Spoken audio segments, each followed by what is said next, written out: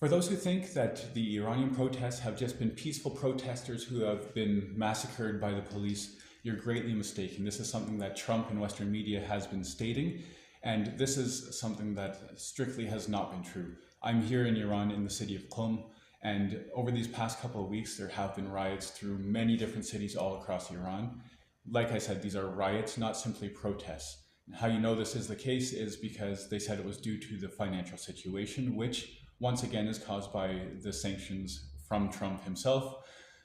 But aside from that, we see that these protesters, who are actually rioters, are going out and burning things. They burn down many mosques and banks and police stations, police cars, fire trucks, so many different things they've destroyed. They've killed many different people, innocent people, and you see videos of them just beating police to death, and I've heard of police even being beheaded as well, different people being shot, being redirected by machetes in the streets, and all sorts of things that you're not seeing, also because we can't share those videos because the platforms don't allow us to share such videos as well. And Iran has no issue with peaceful protest.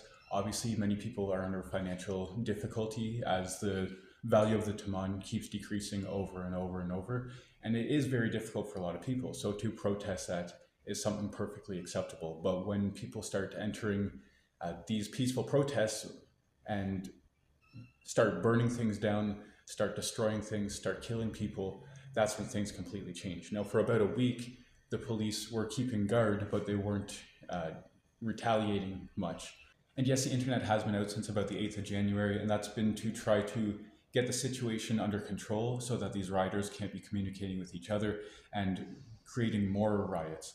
Now, after about a week, there was an order, finally, after many people had been killed, for police to actually be able to use live rounds, because up until that point, for about a week, they had only been using rubber bullets and tear gas, and then they were given that order. And this is when the protests slowed down greatly, when the police were actually told to properly respond to what these people were doing. And as you can see in many of these videos, it's all people that are rioting. They're not sitting there with banners peacefully protesting.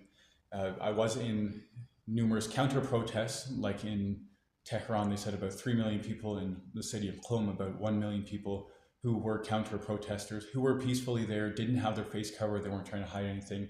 But all these people who are the rioters, they all have their face covered, they're all trying to hide, they're all creating a very dangerous situation for all the people across the country, basically.